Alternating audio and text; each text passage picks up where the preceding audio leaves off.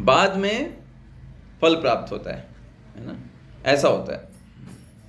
लेकिन इसमें ऐसा नहीं है। जब भागवतम सुन रहे हैं वो सब क्या है, फल ही है, प्यूरिफिकेशन ही है, सब शुद्धिकरण हो रहा है, हर तरीके से हमको शुद्धता प्राप्त हो रही है। तो सारे सूत गोस्वामी को सारे ऋषि मुनि जो नैमिषारण्य में बैठे हुए हैं इस 18 चैप्टर में ग्लोरीफाई करते हैं, ग्लोरीफाई करते हैं तो कि आप धन्य हैं, आपने जो ये चीज़ें हमको बताना प्रारंभ की हैं, हमारा सारा जो हमारी अयोग्यता थी वो सब खत्म हो गई, हम सब शुद्ध हो गए हैं, है ना। हम सब बहुत प्रसन्न हैं आपसे भगवान के बारे में श्रवण करके। आप ऐसे ही गाते रहिए युगों युगों तक भगवान के बारे में। इस तरीके से वो ग्लोरीफाई कर रहे हैं। आगे बोलते हैं ऋषि मुनि, एक बहुत सुंदर श्लोक बोलते हैं, तुलयाम लवे नापी, बोलते हैं एक क्षण का भी संग अगर किसी भगवत भक्त का प्राप्त हो जाता है ना, तो बोलते हैं ना स्वर्गम ना पुनर्भवम। अगर एक सेकंड का भी, एक क्षण का भी जो संग एक भगवान के भक्त का प्राप्त होता है, उसकी तुलना स्वर्ग से या फिर मुक्ति से नहीं की जा सकती। किसी को स्वर्ग मिल गया और किसी को भगवान के भक्त का संग मिल गया, कोई तुलना ही नहीं है दोनों के बीच में, है ना। जैसे कोई ऐसे बोले कि 10 रुपये मिल गए और 10,000 करोड़ डॉलर्स, ठीक है। अब कोई कहे इनमें कंपेयर करो, क्या कंपेयर करो, वो कोई कंपेयर लायक कोई चीज़ नहीं है। 2 रुपये कहाँ है, 10,000 करोड़ डॉलर कहाँ है। तो वैसे ही एक भगवान के भक्त का संग प्राप्त होना क्षण भर के लिए और स्वर्ग लोक प्राप्त हो जाना कोई तुलना नहीं है।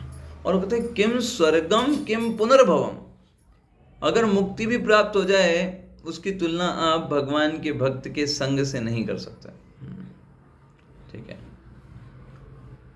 और आगे तो ये बोलते हैं कि एक जीव जो इस संसार में मरने वाला है, ऐसे जीव को जब उस जीव के लिए स्वर्ग के भोगों की तुलना और मुक्ति के सुख की तुलना जब नहीं की जा सकती, तो बाकी जो इस भौतिक जगत में प्राप्त होने वाली चीजें हैं उससे तुलना क्या ही किया जाए, ठीक है।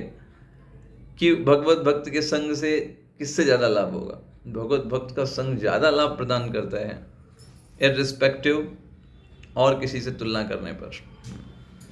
इस तरीके से वर्णन करते हैं जो सारे ऋषि मुनि, वो रियलाइज सोल हैं, कह रहे इसकी तुलना हम किसी से नहीं कर सकते, आपसे जो हमको प्राप्त हो रहा है वो अद्वितीय है। सूत गोस्वामी सुनते हैं और बोलते हैं देखिए आप लोग भले ही ग्लोरिफिकेशन कर रहे हैं पर मेरी कोई योग्यता नहीं है ना। मैं तो एक निम्न जाति में उत्पन्न हुआ, मेरा जन्म भी जो हुआ वो मिक्स्ड कास्ट में हुआ है। कोई ऐसा नहीं कि मैं ब्राह्मण परिवार में जन्म लिया मैंने, मेरी तो अच्छी से योग्यता भी नहीं है। लेकिन सिर्फ और सिर्फ आप सारे महान आत्माओं की सेवा करके, है ना, आप महान आत्माओं को अनुसरण करके जो है अभी मैं ज्ञान में इतना उन्नत हो गया हूँ, अदरवाइज तो मेरी कोई योग्यता नहीं है, नो क्वालिफिकेशन आई पोजेस, है ना। ऐसे करके वो बोलते हैं। मतलब दोनों में कितनी ह्यूमिलिटी है।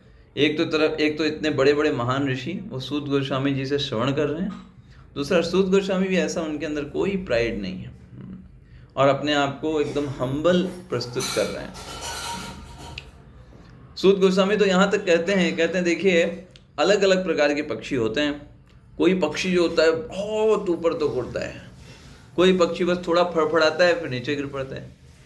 तो ऐसे ही श्रीमद् भागवतम तो अथाह सागर है, कोई कितना बोलेगा, लेकिन मेरी जितनी सामर्थ्य है, जितना मैंने श्रवण किया है अपने गुरुओं से और जितनी मेरी योग्यता है, मैं बस उतना ही आकाश में उड़ूंगा, उतना ही रियलाइजेशन आपसे शेयर करूंगा। आप उससे यही एक्चुअली सही कॉन्शियसनेस है। वो क्या कह रहे हैं, जैसे हर एक पक्षी अलग अलग उड़ता है, मैं जितना उड़ पाऊंगा उतना आपको अच्छा बताने का प्रयास करूंगा, दैट्स ऑल, है ना। ये सूत गोस्वामी जी बहुत सुंदर बोलता है। फिर वो एक पास टाइम बताते हैं, कहते हैं एक बार क्या हुआ, ये जो परीक्षित महाराज थे ये एक हिरण का पीछा कर रहे थे जंगल में। तो क्षत्रियों को ये अलाउ होता है क्योंकि उनको बहुत सारे युद्ध करने होते हैं, तो युद्ध के दौरान कहीं उनके अंदर जोश की कमी ना हो, इसलिए उसको एक्टिव बनाए रखने के लिए वो जंगल में शिकार कर सकते हैं, वो अलाउ है शास्त्रों के द्वारा। क्षत्रियों को ऐसे वध करना पशुओं का और ब्राह्मणों को यज्ञ के द्वारा बलि देना वो पहले अलाउ था। अभी तो किसी भी प्रकार के पशु बलि की कलयुग में मान्यता नहीं है, अलाउ ही नहीं है शास्त्रों के द्वारा। 5 चीज़ें कलयुग में अलाउ नहीं है। संन्यास लेना अलाउ नहीं है, पशु बलि देना, है ना, किसी पशु की बलि देना यज्ञ में, ये अलाउ नहीं है। ऐसे करके 5 चीज़ें।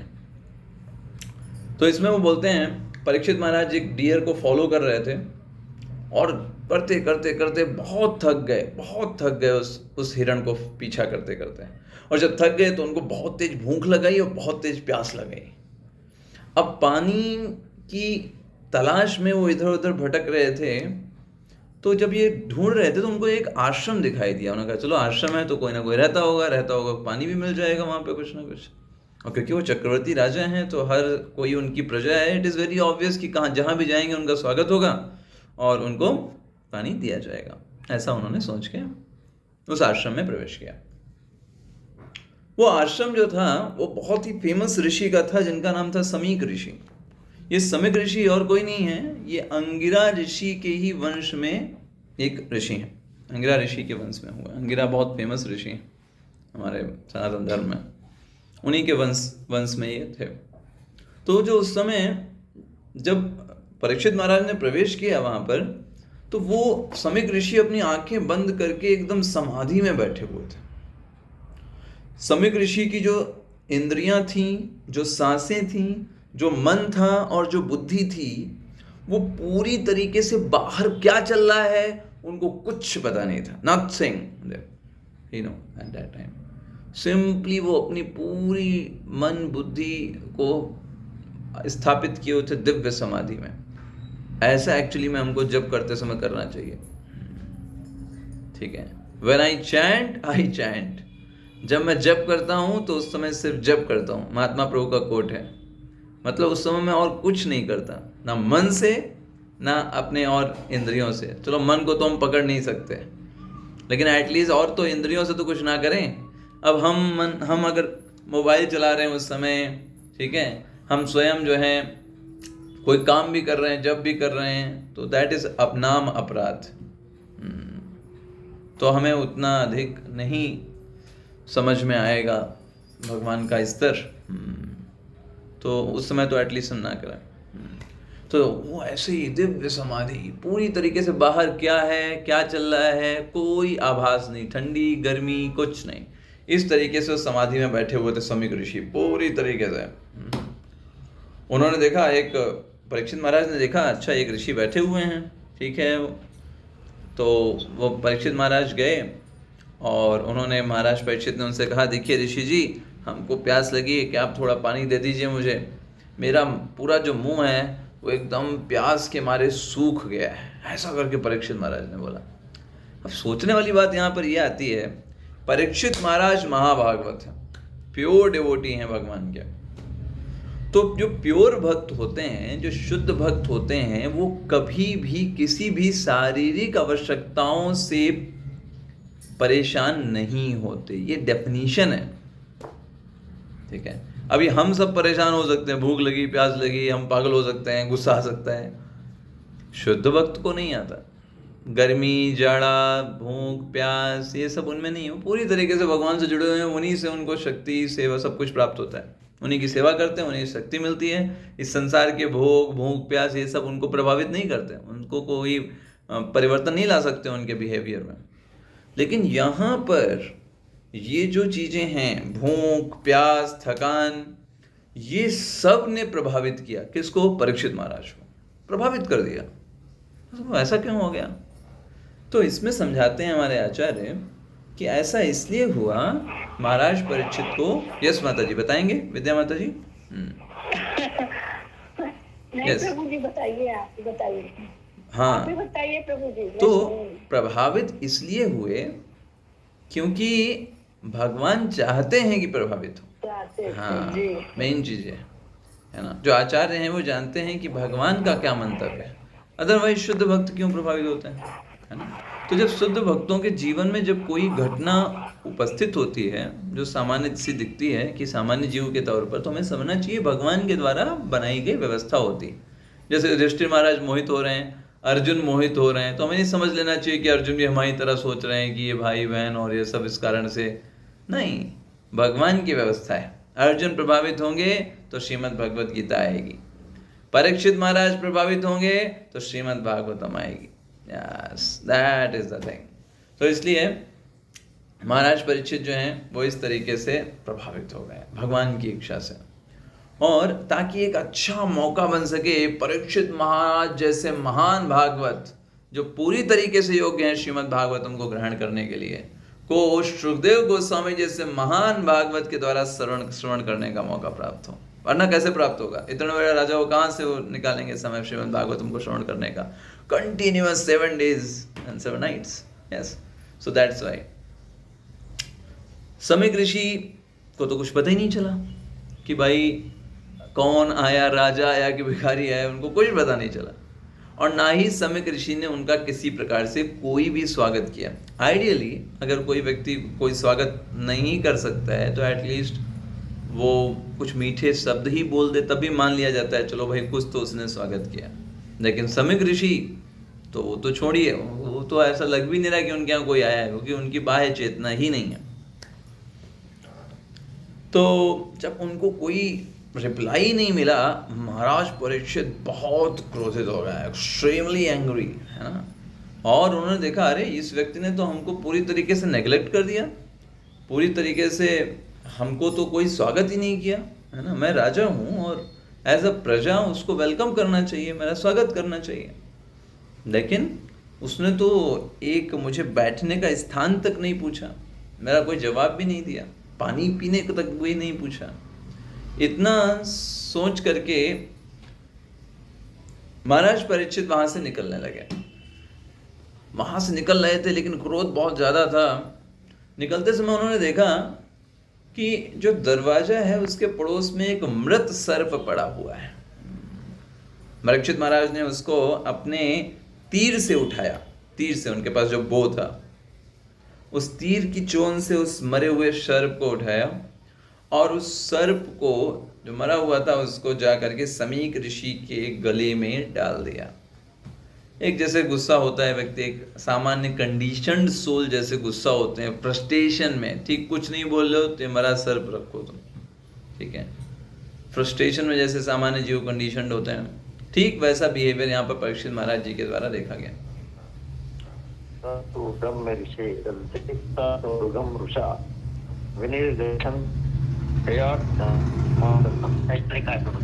यस, बिल्कुल सही। यस अरुण प्रभु जी, क्या है उसका अनुवाद? पढ़िए। इस प्रकार समय अपने धनुष से एक सर्प उठाया और क्रोध उन्हीं के कंधे पर रख दिया।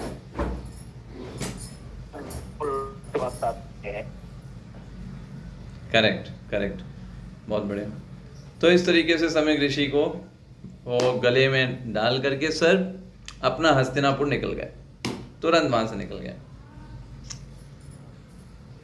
अब ये बहुत सरप्राइजिंग है ना कि कैसे परीक्षित महाराज जैसे महान राजा, कैसे उन्होंने बच्चों वाला, जैसे बच्चे गुस्सा हो जाते हैं, है ना, तो कुछ नुकसान पहुंचाना चाहते हैं, ऐसा उन्होंने कार्य किया।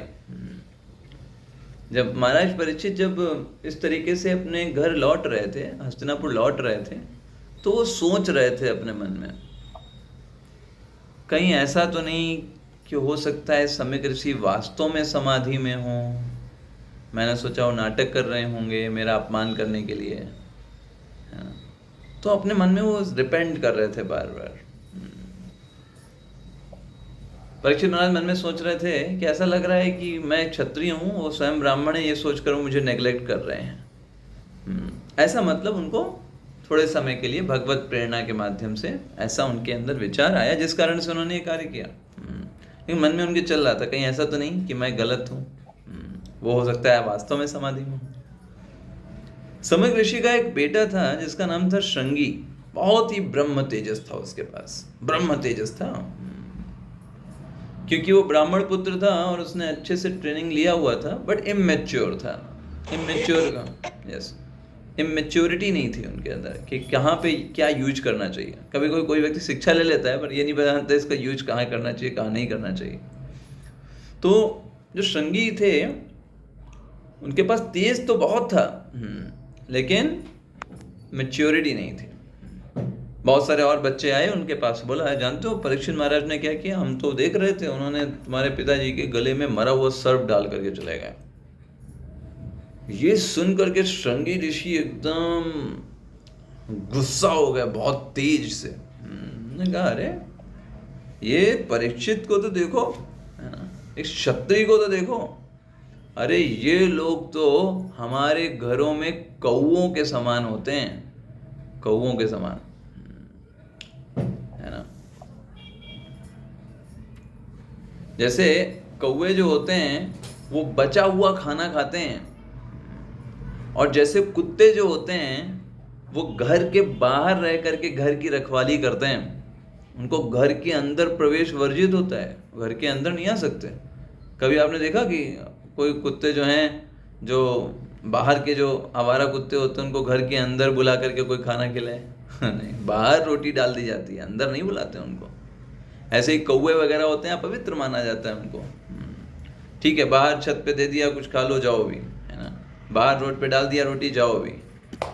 तो ये जो श्रृंगी ऋषि थे, जिस प्रकार ये क्या सोचा उन्होंने कि हम हैं ब्राह्मण और ये जो क्षत्रिय हैं ये हमारे लिए, हमारी रक्षा करने के लिए हैं ये लोग, है ना, है ना। जैसे कुत्ते होते हैं, जैसे कौवे होते हैं, उनको जूठन दे दी जाती है, और जो कुत्ते होते हैं उनको रखवाली करने के लिए रखा जाता है, ऐसे ही हम ब्राह्मणों की रक्षा करने के लिए क्षत्रिय वर्ग है। देखिए ये मेंटालिटी जब आती है जीव में तब समस्या है। हर एक वर्ग है, हर एक वर्ण का अपना अपना रोल है। कोई किसी से बड़ा आप नहीं बोल सकते, ना ही कोई किसी से छोटा बोल सकते हैं। सही मेंटालिटी क्या होनी चाहिए? उनको सोचना चाहिए ओ क्षत्रिय तो हमसे कहीं ज़्यादा महान है, वो तो पूरे समाज की रक्षा करते हैं। आप सोचिए एक राज्य के बारे में सोचिए जहाँ राजा ना हो, बताइए क्या हालत होगी राज्य की, है ना। कोई प्रशासन नहीं, कोई शासन नहीं, है ना, कितनी दिक्कत हो जाएगी। तो हर एक पार्ट का अपना रोल है। जैसे हमारे शरीर में सबका रोल है। मान लीजिए कोई बोले प्रभु जी हमें पेट की ज़रूरत नहीं, क्या वो खाली रहता है, शरीर बढ़ जाता है, पेट बाहर निकल आता है, तो पेट को हटा देते हैं। क्या काम है पेट का? बताइए। नहीं, पेट का अपना काम है ना। जब पेट गड़बड़ हो जाता है तो पूरा फिर शरीर गड़बड़ हो जाता है नहीं। पेट का अपना रोल है। ऐसे कोई बोले सर तो बस बोलता ही रहता है, बोलता रहता है, देखता रहता है, सुनता रहता है, सर को हटा दो। सर को हटा दोगे तो फिर कहाँ गए, बचोगे ही नहीं, है ना। ऐसे ही हाथों का अपना रोल है, पैरों का अपना रोल है। आप किसी को नेग्लेक्ट नहीं कर सकते, किसी को कम नहीं आंक सकते। कभी कोई ये नहीं कर सकता ठीक है पैर का उतना खास तो रोल हमको दिखाई नहीं देता है तो पैर हटा लीजिए हमारे, ऐसा कोई नहीं बोल सकता, है ना। सबका अपना अपना रोल है। तो ऐसे ही जब एक वर्ण दूसरे के प्रति हीन दृष्टि रखते हैं तब पतन होता है। तो यहाँ पर कलयुग ने जो प्रवेश किया वो इन श्रृंगी ऋषि के माध्यम से प्रवेश किया, ताकि ब्राह्मण अपने आप को श्रेष्ठ मानते हैं और दूसरों को निम्न मान करके उनको तुलना करें, ऐसा करके। और ये क्या बोल रहे हैं श्रृंगी ऋषि, अरे ये दुष्ट, है ना, ये राजा, अभी इसको मैं चखाता हूँ परिणाम। क्या समझ रखा है इसने कि भगवान कृष्ण चले गए हैं तो जो मन में आया वो करेंगे, कोई रोक टोक करने वाला नहीं है भगवान कृष्ण के चले जाने के बाद। मैं अभी समझा, इसको मजा चखाता हूँ और इस गलत कर्म करने की का दंड मैं इसको दूंगा, मैं दिखाता हूँ कि मेरे पास क्या पावर है, ठीक है। ऐसा कर करके श्रृंगी ने एकदम आंखें लाल थी क्रोध में, वहीं कौशिक नदी में खड़ा हुआ था, वहीं पर खेल रहा था बच्चों के साथ। तुरंत कौशिक नदी से जल लिया और महाराज परीक्षित को वहीं श्राप दे दिया। आज से ठीक 7वें दिन तक्षक नाग जो होगा, जो इस वंश के वंशज परीक्षित महाराज को काट लेगा। और ये क्यों उसको श्राप दे रहा हूं? क्योंकि उसने जो आचरण है उसका उल्लंघन किया है। जो सम्मान करना चाहिए उसके बदले वो अपमान करके गया है मेरे पिताजी का, और इसलिए मैं उसको ये श्राप देता हूँ। ऐसे करके वो बोल देता है। इस प्रकार श्राप दे करके, है ना, वो घर की ओर निकल पड़ता है। तो हमने अभी आपको थोड़ा समय पहले बताया कि कैसे कलयुग जो है वो देख रहा था कहाँ से प्रवेश करें इस सोसाइटी में, सब लोग तो ठीक हैं। तब उसको दिखा कि हाँ, ये ब्राह्मण लड़का अच्छा है, ये बहुत ज़्यादा पफ्ड अप है, बहुत अभिमानी है कि मेरे पास बहुत शक्ति है, और इसके अंदर निम्न कुल जो हैं, जैसे जो उससे नीचे हैं, क्षत्रिय, वैश्य, शूद्र, उनके प्रति हेय दृष्टि भी है। तो this is very good candidate to enter. और श्रृंगी ऋषि के माध्यम से एंटर हुआ। यस अरुण प्रभु जी। इस ब्राह्मण बालक के माध्यम से वो प्रवेश कर गया। करेक्ट। और फिर जो है निम्न जातियों के प्रति जो है घृणा का भाव प्रारंभ तभी से हुआ। करेक्ट। ये कलयुग का ही प्रभाव है। अदरवाइज सब कुछ इम्पोर्टेंट है हमारे लिए, है ना। जैसे एक शरीर में सब महत्वपूर्ण होता है, ऐसे ही चारों वर्ण हमारे लिए महत्वपूर्ण है। आप किसी को नेग्लेक्ट नहीं कर सकते, किसी को कम नहीं आंक सकते। अब ये जो लड़का है श्रृंगी, ये वापस घर लौटा। उसने देखा अपने पिताजी को, जो कि उनके गले में सर्प पड़ा हुआ था, और ये देख करके बहुत ज़्यादा दुखी हुआ। और साथ साथ में उसको ये भी लग रहा था कि कहीं ना कहीं मैंने बहुत बड़ी मिस्टेक कर दी है राजा को श्राप दे करके। श्रृंगी दहाड़ मार करके रोने लगा वहाँ पर, जब अपने पिताजी के पास पहुँचा, एकदम दहाड़ मार करके, जिससे उसके हृदय में जो दुख उत्पन्न हो रहा था उसको कम किया जा सके। कभी कभी रोने से दुख कम हो जाता है, ठीक है, तो रो लेना चाहिए। रोना बुरा नहीं है। अपने हृदय में वो दुख बढ़ाने से अच्छा है रो लो अच्छे से, थोड़ा मन हल्का हो जाता है, ठीक है। तो दहाड़ मार करके वहाँ रोया। तो जब इतना तेज रोया, समीक ऋषि जो हैं, जो अभी तक नहीं जगे थे, परीक्षित महाराज के विनम्रता पूर्वक आवेदन करने पर अभी जग गए। का कौन रो रहा है? तो उन्होंने देखा उनके गले में सर्प पड़ा हुआ है। तो समीक ऋषि ने कहा अच्छा सर्प आ गया होगा, उन्होंने किनारे रख दिया। इंटरेस्टिंग बात क्या है, देखो समीक ऋषि के लिए कोई बड़ी बात नहीं थी। उन्होंने देखा सर्प पड़ा हुआ है, उन्होंने हटा करके किनारे रख दिया। उन्होंने एक बार भी नहीं पूछा किसने डाला, कौन डाला। अरे किसी ने डाल दिया होगा, पड़ गया होगा, ऊपर से गिर पड़ा होगा, हम तो समाधि में ही थे, क्या ही करना हमको। लेकिन इसका बहुत ज़्यादा प्रभाव श्रृंगी ऋषि पे पड़ रहा है। वो बहुत परेशान है, उसने क्यों डाल दिया वगैरह वगैरह, और उसने इमेच्योरिटी में ये श्राप भी दे दिया। तो जब उन्होंने सर्प अपना हटा दिया, अपने बच्चे से पूछा, अरे बच्चे इतना क्यों रो रहे हो, क्या हुआ, कोई प्रॉब्लम है क्या, क्यों रो रहे हो तुम, क्या तुमको किसी ने कुछ नुकसान पहुंचाया है?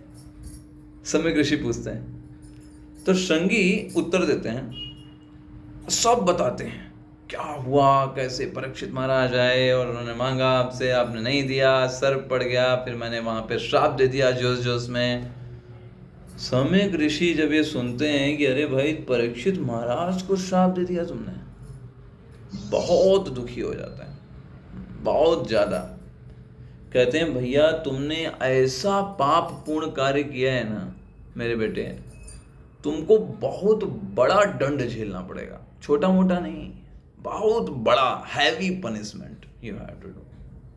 तो इनको लगा भाई अरे हमने तो सोचा था कि आप बड़ाई करोगे हमारी, कहोगे वेरी गुड बेटा बहुत बढ़िया, आप बोल रहे हो कि पनिशमेंट हमको, ऐसा क्यों? तब समीक ऋषि समझाते हैं, कहते हैं मेरे बेटे, प्रिय बेटे, तुम बहुत ही नासमझ हो। तुम्हें इतना समझ में नहीं आया कि एक राजा जो होता है वो सामान्य लोगों के लिए, सामान्य प्रजा के लिए भगवान का रोल अदा करता है, supreme personality of God head. कोई अगर राजा है तो वो सामान्य जो जनता है उसके लिए कैसा होता है, वो भगवान की तरह होता है। इसलिए राजा का एक नाम क्या है, किसी को पता है? राजा का एक नाम जो बताता है, नरदेव, है ना? क्या नाम है? नरदेव। नरेश। मनुष्यों में वो देवता है, नरदेव हेलनाथ। हाँ करेक्ट, नरेश तो कहते हैं नरदेव हेलनाथ। हाँ नरेश, नरेश भी कहते हैं, बिल्कुल सही बीनू माता जी। हाँ, तो राजा जो हैं उनको भगवान समझा जाता है पूरे प्रजा के लिए। अब देखिए, एक सेंस में भगवान तो सबका रक्षण पालन पोषण कर ही रहे हैं, लेकिन राजा प्रत्यक्ष रूप से कर रहा होता है। जैसे एक बालक के लिए उसके माता पिता है भगवान होते हैं, कहते हैं ना माता पिता भगवान की तरह है। तो क्यों बोलते हैं भगवान? भगवान जो काम कर रहे हैं वही माता पिता प्रत्यक्ष रूप में करते हैं। भगवान भी खिलाते पिलाते और सब तरीके से मेंटेन करते हैं, माता पिता भी वही करते हैं प्रत्यक्ष रूप से, तो उनको भी बोला जाता है। तो एक जनता के लिए राजा जो होता है वो भगवान का रिप्रेजेंटेटिव होता है, भगवान का प्रतिनिधि होता है, भगवान के द्वारा भेजा गया, असाइन किया गया एक व्यक्ति होता है, और उसके दिए गए संरक्षण के कारण ही जनता जो होती है वो शांति पूर्वक निवास करती है। अगर राजा अपना संरक्षण हटा ले, है ना, तो क्या होगा समाज का,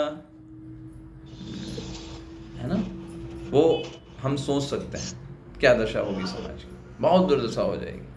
कभी कभी लोग बोलते हैं, कहते हैं अरे इतने सारे थाने बने हुए हैं, गांव गांव में थाना, ये थाना वो थाना, क्या जरूरत है, सब बैठ करके वहाँ पर कोतवाल लोग हैं, खाली वहाँ बैठ करके कुर्सियाँ तोड़ते रहते हैं, कोई काम धाम तो उनको है नहीं, लोग ऐसा करके बोलते हैं। लेकिन भैया अगर वो थाना ना रहे, आप सपोज करिए कोई थानेदार ना रहे, वो कोतवाल ना रहे वहाँ पर बैठे, तो सोचिए वहाँ की दशा क्या होगी। किसके पास जाएंगे आप बोलने कि हमको किसी ने नुकसान पहुँचाया, हमारे घर में कोई घुस गया। अभी कोई है तो वहाँ पे एटलीस्ट उनका वहाँ पर होना भी हमारे लिए एक संरक्षण का सूचक है। वो भले कुछ ना करें, हमारे हृदय में रहता है, हाँ भाई एक थाना हमारे शहर में है, कुछ भी प्रॉब्लम है तो हम वहाँ जा सकते हैं, एक हमारे अंदर होप तो है। ये संतोष को नरेंद्र बता रहे हैं, बिल्कुल सही, नरों के इंद्र के समान है नरों के लिए। ऐसे ही हम देख सकते हैं सैनिकों को। कभी कोई कुछ लोग बोलते हैं अरे सैनिकों का क्या काम है, सोल्जर्स का क्या, वह खाली खड़े रहते हैं बंदूक लेकर के, वो भी कोई जॉब है ना, कुछ मेहनत वाला काम हो, कुछ ऐसा है, खाली खड़े ही तो रहना है उसमें, और उसमें क्या करना है, ऐसे करके कुछ मूर्ख लोग बोलते हैं। ठीक है, तो सोचिए अगर वो सोल्जर ना खड़े हों वहाँ पर है ना, बॉर्डर पर, है ना, क्या हम और आप यहाँ पर भागवतम पढ़ पाएंगे? शांति से बैठ सकते हैं? नहीं बैठ सकते। तो यही वो समझा रहे हैं कि देखो एक राजा जो होता है वो पूरे समाज को संरक्षण प्रदान करता है ना, और तुमने उसी राजा को श्राप दे दिया। जब राजा नहीं होता है, समाज में चोर उचक्के डकैत ऐसे खुले घूमते हैं जैसे उन्हीं का घर हो, उन्हीं का पूरा साम्राज्य हो, कोई डर ही नहीं है, क्या कर लेंगे। मान लीजिए आपको किसी व्यक्ति ने जोरदार तमाचा मार दिया, आपने कहा, आप फिर उसको कुछ कह नहीं सकते हैं, क्या कर सकते हैं, कोई है ही नहीं जिसको आप शिकायत करो, कोई, सब चोर उचक्कों का साम्राज्य है। कहीं आप शिकायत नहीं कर सकते, कहीं कुछ नहीं कर सकते, जो मन में आया जो करेंगे, चोर उचक्के डकैत। ऐसी स्थिति हो जाती है राजा की अनुपस्थिति में। तो हाँ बिल्कुल बिल्कुल, तो बिल्कुल प्रत्यक्ष एग्जाम्पल है इस समय, है ना, कैसी स्थिति हुई वहाँ पे, है ना। तो जनता ऐसी होती है, उसे तो बस अपना जनता के अंदर सेंस, जो लोग अधिकतर तो चोर उचक्के ही रहते हैं, है ना। अच्छे लोग कितने हैं समाज में, वो मौके का फायदा देखते हैं, चलो फ्री में कुछ मिल रहा है लूट लो, है ना, क्या है मिल रहा है फ्री में, फोकट में, घुस जाओ प्रधानमंत्री आवास में घुस जाओ, वहाँ भी कोई नहीं रोक पाएगा, है ना, सब लूट लो वहाँ का, है ना। तो ऐसी ही मानसिकता है लोगों में। तो वही समझाते हैं सम्यक ऋषि अपने बेटे को कि बेटा, जैसे एक शेर जो होता है ना, वो जब कई सारे मेमनों के ग्रुप में घुस जाता है, ठीक है, तो अगर मेमनों का संरक्षण नहीं कोई व्यक्ति कर रहा है तो सब लोगों को डिस्टर्ब कर देता है। वो एक शेर काफी है, 2-3 शेर नहीं चाहिए, एक शेर काफी डिस्टर्ब करने के लिए, है ना। ऐसे ही राजा की अनुपस्थिति में कोई छोटा चोर, छोटा डकैत भी पूरे समाज में उत्पात मचा सकता है, कोई रोकने टोकने वाला नहीं, कोई उसको दंड देने वाला नहीं है। तो तुमने जो ये कार्य किया है, राजा को तुमने जो श्राप दिया है, ये एक तरीके से तुमने पूरे वर्णाश्रम धर्म को नेग्लेक्ट कर दिया है। तुमने पूरी की पूरी जनता को कुत्ते और बंदरों की जो सभ्यता होती है उसकी ओर ढकेल दिया। जैसे कुत्ते और बंदर की सभ्यता में क्या है, वो एक दूसरे को नोच रहे हैं, कोई कहीं पर, है ना, जो बंदर जैसे होते हैं एक दूसरे को चिढ़ाया करते हैं, युद्ध होते रहते हैं उनके, है ना, वो उनका एरिया डिवाइडेड, उनका एरिया में आ गए तो वो लड़ाई कर रहे हैं, वो लड़ाई कर रहे हैं, कोई पुलिस नहीं। कभी आपने देखा कोई कुत्ते जेल में बंद हैं या कुत्तों को पकड़ के लेके जा रहे हैं पुलिस वाले? लड़ाई किया, आपस में मरे, जख्मी हुए, फिर थोड़े देर जख्म लेकर के घूमते रहे, फिर ठीक हो गया, फिर लड़ाई किया। तो सभ्यता तुमने बना दिया है कुत्तों और बंदरों की, एक अच्छे राजा को हटा करके। कितना बड़ा नुकसान होता है समाज का जब एक अच्छा शासक अपने पद से निकल जाता है। वो तब पता चलता है जब शासक के हटने के बाद। पहले तो लगता है सब कुछ तो बढ़िया चल रहा है, नहीं भी रहेगा तो क्या होगा ऐसे लोग, ऐसा होता है। और ऊपर से ये तो राजा की खासियत थी, ये तो राजा अच्छा होने के बाद है। अरे ये तो परीक्षित महाराज तो भगवान के महान भक्त, शुद्ध भक्त हैं, तो तुमने बहुत ही बड़ा नुकसान कर दिया। तुमने इतना बड़ा पाप कर दिया है। मैं भगवान से प्रार्थना करता हूँ, हे भगवान मेरे इस पुत्र के पाप को कम करिएगा। इसने जो ऐसा पाप किया है, वैसे तो ये पाप करने, ये माफ़ी मांगने ही योग्य नहीं है, लेकिन फिर भी मैं भगवान से ही प्रार्थना करता हूँ। फिर समीक ऋषि आगे सोचते हैं, कहते हैं देखो तुमने परीक्षित महाराज को श्राप दिया है ना, परीक्षित महाराज तो भगवान के इतने बड़े भक्त हैं, वो तुमको श्राप नहीं देंगे। क्यों? क्योंकि जो भगवान के महान भक्त होते हैं उनको चाहे कोई श्राप दे दे, चाहे कोई उनको ठग ले, चाहे कोई उनका अपमान कर दे, चाहे कोई व्यक्ति उनको नेग्लेक्ट कर दे, चाहे कोई उनको व्यक्ति डिस्टर्ब कर दे, इन 6 परिस्थितियों में 5 हैं, सप्ता, क्षिप्ता, हता, है ना। और इन 5 परिस्थितियों में जो भगवान के भक्त होते हैं वो कभी भी काउंटर नहीं करते। हाँ, यस,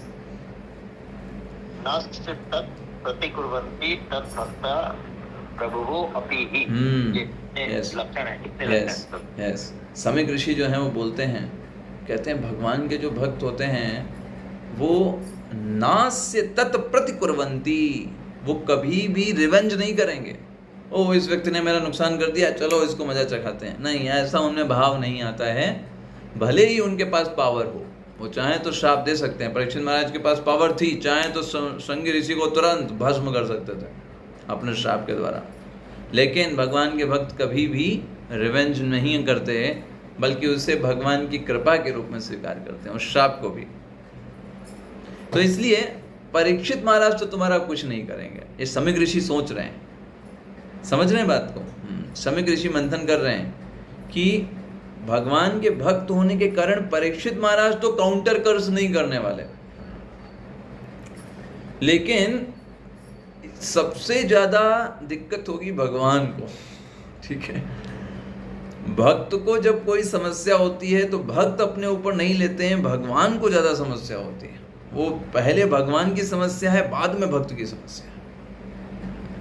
आपने भक्त को खतरे में डाला तो एक सेंस में आप भगवान को नुकसान पहुंचाना चाहते हो, एक सा समझिए। और भगवान उसको अपने ऊपर मानते हैं, ठीक है, उसको अपने ऊपर मानते हैं जब कोई भक्त के ऊपर कुछ करता है, और वैसे ही रक्षा करते हैं भक्त की। तो इसलिए समीक ऋषि कह रहे हैं भगवान से ही क्षमा मांग रहे हैं कि इस नादान बालक को आप क्षमा कर दीजिए, इसको माफ कर दीजिए। तो हम जानते हैं एक्चुअलिटी में श्रृंगी ऋषि का भी कोई दोष नहीं है ना, हम इस निष्कर्ष पर पहुंचे थे। क्योंकि ये सारा जो व्यवस्था किया गया है वो श्रीमद् भागवतम को लाने के लिए। श्रृंगी ऋषि चाहे तो ये भी श्राप दे सकते थे कि अभी अभी खत्म हो जाएं, अभी तक्षक नाक काट ले। 7 दिन ही क्यों 7 दिन ही क्यों, है ना। कोई ऐसा लॉजिक नहीं है कि 7 दिन ही क्यों बोला। आप बता सकते हैं कोई लॉजिक इसके पीछे? 7 दिन ही क्यों बोला, 8 दिन क्यों नहीं बोला, है ना। श्रीमद् भागवतम 7 दिन में पूरी अच्छे से कंप्लीट होगी। यस साधना माता ji, you want to say something? ये कह रहे जी। सो कोई लॉजिक नहीं, सिंपल एक लॉजिक, भगवान चाहता है भगवान चाहते हैं श्रीमद् भागवतम के रूप में स्वयं इस जगत में आना, सुखदेव गोस्वामी के मुखारविंद से, और इसलिए भगवान ने ये सारी व्यवस्था किया है। भगवान का अरेंजमेंट, समिक ऋषि, शृंगी ऋषि, परीक्षित महाराज, ये कोई भी रिस्पॉन्सिबल नहीं है, ये भगवान के द्वारा इनको निमित्त बनाया गया है उस कारण को उत्पन्न करने के लिए जिसके माध्यम से श्रीमद् भागवतम इस धराधाम पर आएगी। Yes, so that is the main thing. So तो जो समिक ऋषि हैं उन्होंने सोचा कि मैं भगवान से ही प्रार्थना करता हूँ कि मेरे पुत्र के दुखों को, मेरे पुत्र के कष्टों को कम करें, क्योंकि वो अपने आप में, देखिए सब अपने अपने रिस्पेक्ट में सोच रहे हैं। परीक्षित महाराज सोच रहे हैं मैंने बहुत गलत किया, कुछ गलत नहीं किया भाई, भगवान के द्वारा चेतना दी गई, भगवान के द्वारा आपने वो कार्य किया, आपकी गलती नहीं है। और समिक ऋषि सोच रहे हैं मेरे पुत्र ने गलत किया, वो भी गलत नहीं, वो भी भगवान के द्वारा ही उनको चेतना दी गई और उनका। और समिक ऋषि भी जो ये सब बातें बोल रहे हैं वो उसी चीज़ को रियलाइज करने के लिए मेरे बेटे ने गलत किया, लेकिन वास्तविकता ये है कि ये सब श्रीमद् भागवतम को लाने के लिए व्यवस्था है। तो इस तरीके से चैप्टर एंड होता है। इस चैप्टर में प्रथम के जो 10 श्लोक हैं वो महाराज परीक्षित के जन्म, उनकी मृत्यु और उनके कली के साथ उन्होंने क्या क्या डीलिंग किया है ना, ये सब बताते हैं। यस। फिर इसके बाद 11 से 17वां श्लोक 11 to 17 ये वर्णन आता है जो हमने स्टार्टिंग में डिस्कशन किया था ना, कि कैसे जो नैमिषारण्य के ऋषि मुनि होते हैं उनके अंदर बहुत ईगर होता है कि आप और सुनाइए, और इतना अच्छे से आप वर्णन कर रहे हैं, आप हमेशा आप ऐसे ही जीते रहें और आप ऐसे ही भगवान की कथाओं का गान करते रहें, ये सब वर्णन आता है। और इसके बाद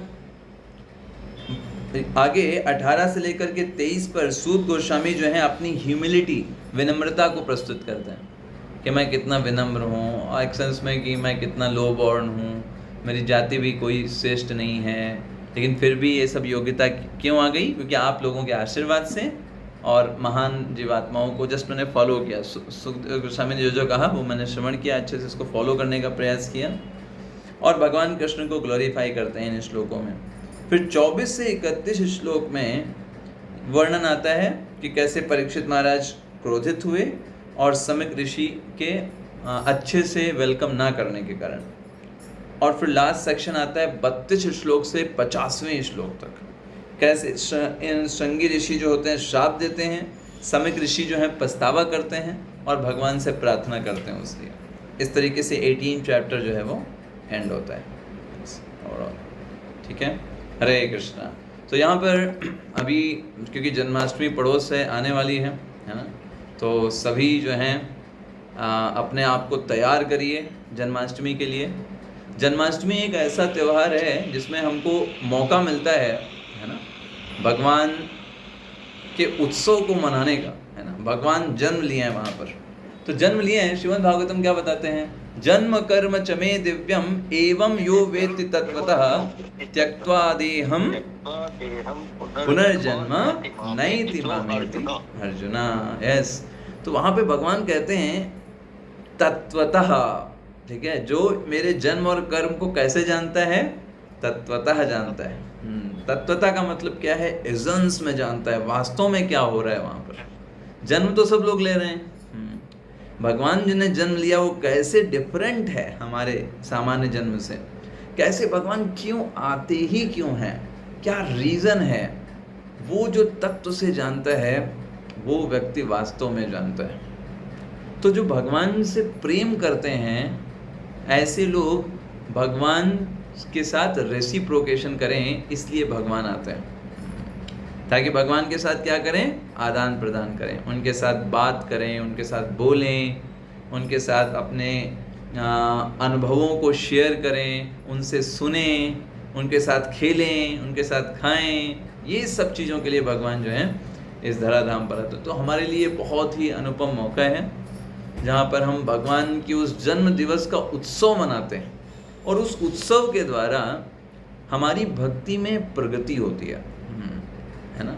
जितने भी हमारे वैष्णव उत्सव होते हैं ना, हर साल आते हैं, हर साल जन्माष्टमी आती है, हर साल रामनवमी आती है, हर साल वराह भगवान का अपीयरेंस डे आता है।